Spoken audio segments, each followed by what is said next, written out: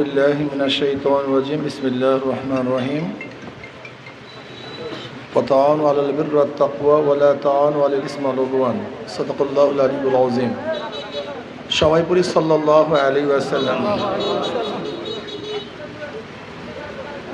আপনি হাত পাকায় কেন ভোট দিবেন, ইসলামের পক্ষে কেন ভোট দিবেন? আপনাদের সামনে আমি দুইটা দর্শন উপস্থাপন করব, ধর্মীয় দর্শন, রাজনৈতিক দর্শন। একজন মুসলমান ইসলামের বাইরে ভোট দিতেই পারে না। ধরে নেন আপনি নামাজ পড়েন না, রোজা রাখেন না, গুনার মধ্যে লিপ্ত, কিন্তু আপনি মুসলমান। যদি আপনার কাছে আমি প্রশ্ন করি, ভাই আপনি ইসলামকে পছন্দ করেন, আপনি কি বলবেন? বলেন, কি বলবেন?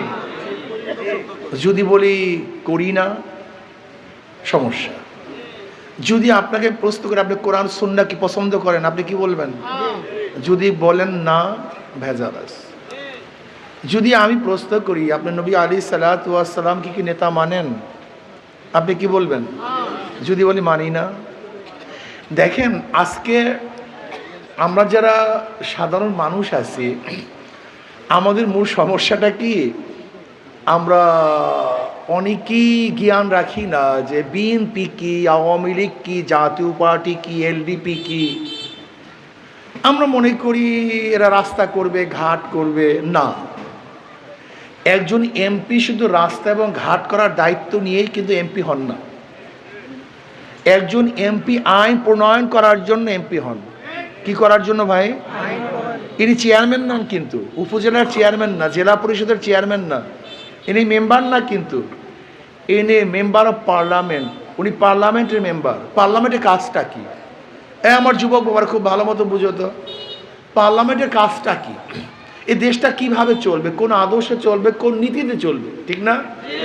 কোন আইন হবে, কোন আইন, এইটা কিন্তু দায়িত্ব পার্লামেন্ট মেম্বারের, ঠিক না? ধরে না আজকে এটা সংসদ, এইটা কি ভাই? সবাই কথা বলেন, এটা কি? আপনারা সবাই এমপি ধরে নেন, আমি স্পিকার। আমি বিল উত্থাপন করলাম যে বাংলাদেশে মদ বৈধ কি বৈধ না, একটা বিল উত্থাপন করলাম, বাংলাদেশে মদ বৈধ কি বৈধ না। আপনারা যে এমপি আছেন, অধিকাংশ এমপি মদ বৈধতার পক্ষে হাত তুললেন। কি বাংলাদেশে মদ বৈধ হবে কি হবে না? কথা বলেন। যেহেতু হ্যাঁ বিজয় হয়েছে, আপনি কোনো চেয়ারম্যান না, একজন এমপি মানি সে আইন প্রণয়ন করবে। তার মানিটা কি? আপনার ভোট দিয়ে যদি মদ বৈধ হয়, তাহলে যত মানুষ মদ পান করবে দায় দায়িত্ব কে গ্রহণ করবে? কথা বলেন। এই যারা ভোট দিয়েছেন, আসলে আমরা জানি না আমরা কি করতেছি। এমপি যেমন তেমন বিষয় নাই তো, এটা মারাত্মক বিষয়, অনেক বড় বিষয়। এদেশে মসজিদ থাকবে কি থাকবে না, এদেশে মাদ্রাসা থাকবে কি থাকবে না, এদেশে সমকামী হবে কি হবে না, এদেশে লিভ টুগেদার হবে কি হবে না, এদেশে আল্লাহর প্রতি আইন বিচার থাকবে কি থাকবে না, এদেশে ডারউইনের থিওরি থাকবে কি থাকবে না, এই সব কিছুর দায়িত্ব কোথায়? সংসদে। আপনি সেই মেম্বার পাঠাইতেছেন সংসদে, কাকে পাঠাইতেছেন একদিন চিন্তা করছেন? এই যে আমাদের সাহেব শুধু বক্তৃতা রাস্তাঘাট রাস্তাঘাট। একজন এমপি সাহেবের শুধু রাস্তাঘাট দায়িত্ব না, একজন এমপি সাহেবের দায়িত্ব হলো কিভাবে দেশ চলবে, কোন নীতিতে চলবে, কোন আদর্শে চলবে, কোন আইনে চলবে। আল্লাহ না করুক একজন মুসলমান যদি ডেমোক্রেসি, ডেমো মানে জনগণ, ক্রেসি মানে আইন, এটা একটা গ্রিক শব্দ। এই যে গণতন্ত্র মানে কি? গণ মানে জনগণ, তন্ত্র মানে আইন। সমাজতন্ত্র, গণতন্ত্র, সেকুলারিজম, এই ধর্ম নিরপেক্ষতাবাদ, সোশ্যালিজম, ক্যাপিটালিজম, এগুলো নীতি ও আদর্শ, কিন্তু এইটা আপনাকে বোঝানো হয় না তো।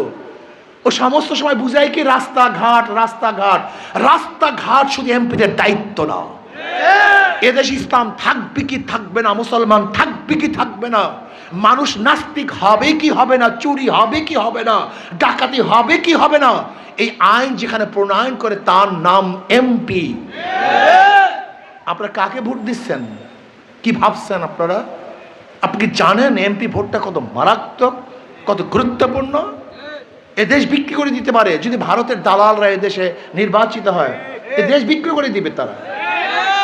কাজী এমপি প্রার্থী শুধু রাস্তাঘাটের জন্য না, এটা তাদের অপশন, এটা করতে পারে, কিন্তু এইটা মূল দায়িত্ব না। মূল দায়িত্ব হলো আইন প্রণয়ন করা। কাজে একজন মুসলমান ইসলামের বিরুদ্ধে যে আইন পাশ করতে পারে, জীবন যেতে পারে, তাকে ভোট দিতে পারে না। তার সবকিছু চলে যেতে পারে, কিন্তু ইসলামের বিপক্ষে ভোট দিতে পারে না। তার যে একজন মুসলমান ইসলামের বাহিরে ভোট দেওয়ার কোনো সুযোগ নেই। যদি থাকে আপনারা বলুন আমাকে, যাদের সামান্য পরিমাণ জ্ঞান আছে, মেধা আছে, আপনারা বলুন একজন মুসলমান ইসলামের আদর্শের বাহিরে আজকে যারা গণতন্ত্র করে, এই যে ডেমোক্রেসি নিয়ে যারা নামছে, এদের মূল নেতাকে আব্রাহাম লিঙ্কন, সক্রেটিস এটা প্রবক্তা, তার সাথে অ্যারিস্টটল, তার সাথে প্লেটো, এরপর মন্টেস্কো, লক, রুশো, এদের মাধ্যমে এই আইনটা প্রণয়নিত হয়েছে। আর আমাদের আইন প্রণয়নের মূল ব্যক্তিকে, আমাদের নেতাকে জনাব মুহাম্মদ রাসূলুল্লাহ। তা আপনি যদি ইসলামের বাহিরে অন্য কাউকে ভোট দেন, তাহলে আপনি নেতা মানছেন কাকে? ওই আব্রাহাম লিঙ্কন কি? আর আমরা ইসলামের পক্ষে ভোট দিলে আমরা নেতা মানছি জনাব মুহাম্মদ রাসূলুল্লাহ সাল্লাল্লাহু আলাইহি। আমি কথাটা ক্লিয়ার বুঝাতে পারছি তো? নাম্বার 2, একজন মুসলমান কোনো অবস্থাতে ইসলামের বাইরে ভোট দিতে পারে না। নাম্বার 2, হিন্দুরা ভোট দেবে কেন? প্রশ্ন এখানে, মুসলমান তো ইসলামের বাইরে যাওয়ার কোনো সুযোগ। এখন প্রশ্ন করতে পারে, হুজুর হিন্দু, বৌদ্ধ, খ্রিস্টানরা ইসলামের পক্ষে ভোট দিবে কেন? শান্তি পাওয়ার জন্য, মুক্তি পাওয়ার জন্য, জান মালের হেফাজতের জন্য, ইজ্জত আবরু রক্ষা করার জন্য। কেন? ছোট্ট উদাহরণ দেই। ধরে নেন কোন এক মুসলিম মেয়েকে কোনো মুসলমান যদি ধর্ষণ করে, তার বিচার হবে কি হবে না? আচ্ছা, ওই ব্যক্তি যদি একজন হিন্দু মেয়েকে ধর্ষণ করে, বিচার হবে না? এটা না ইসলাম। এখানে কে হিন্দু কে মুসলমান এটা দেখার বিষয় না। আচ্ছা বলেন তো, একজন ব্যক্তি মুসলমানের ঘরে চুরি করছে, তার বিচার হবে। যদি ওই ব্যক্তি হিন্দুর ঘরে চুরি করে, তার বিচার হবে না? তার মানে ইনসাফ ন্যায়, এইটাই ন্যায়।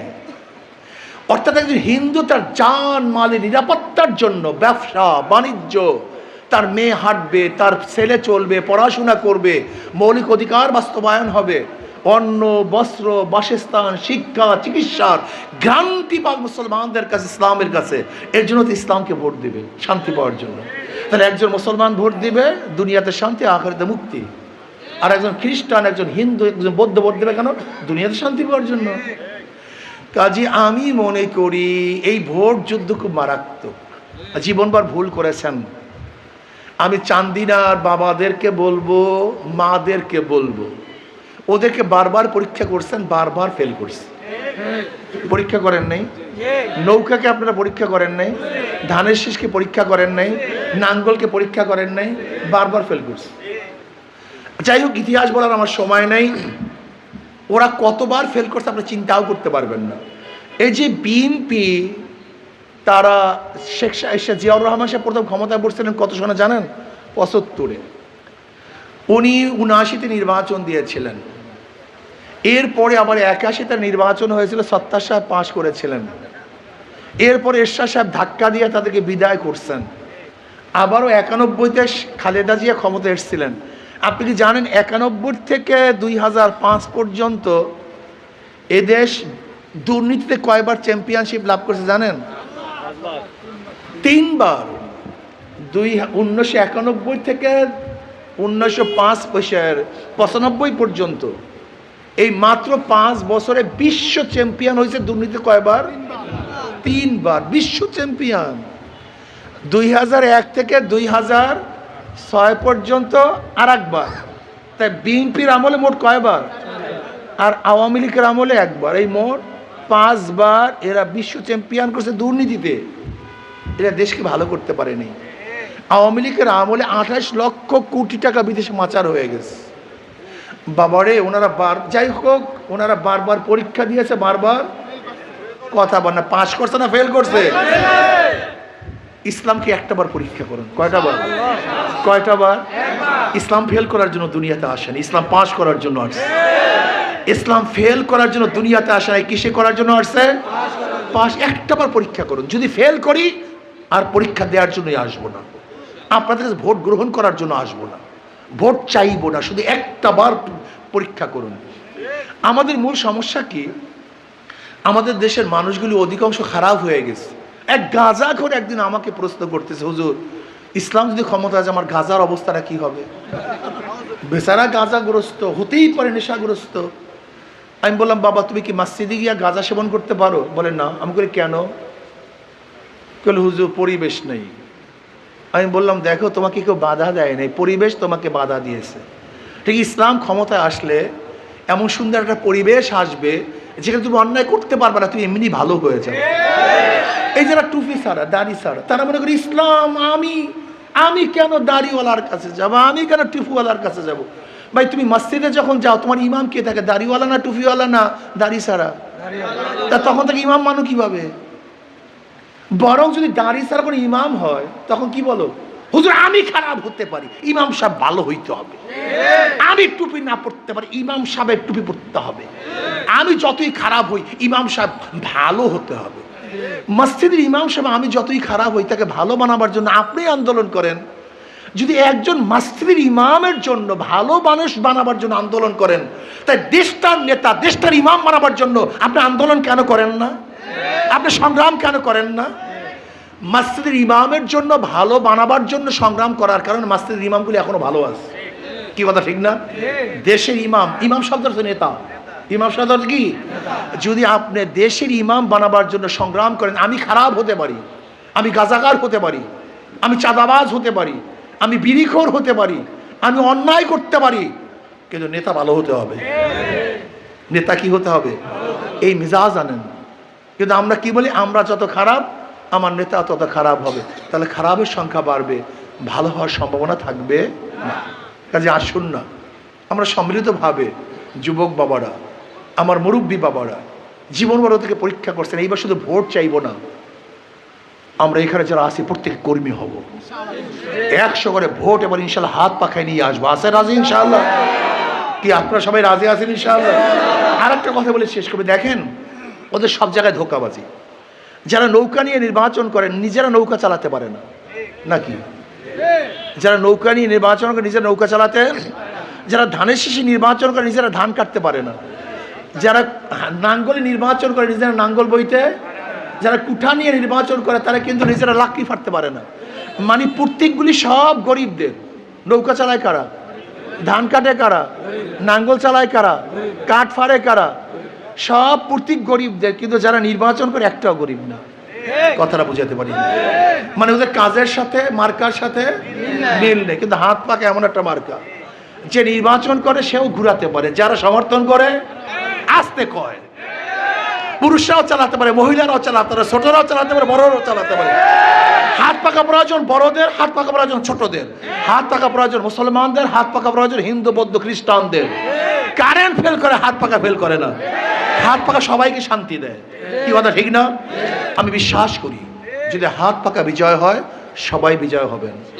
হাত পাকা বিজয় হয় জাতি বিজয় হবে, হাত পাকা বিজয় হয় চান্দিনাবাসী বিজয় হবে, বাংলাদেশ বিজয় হবে ইনশাআল্লাহ। আজকের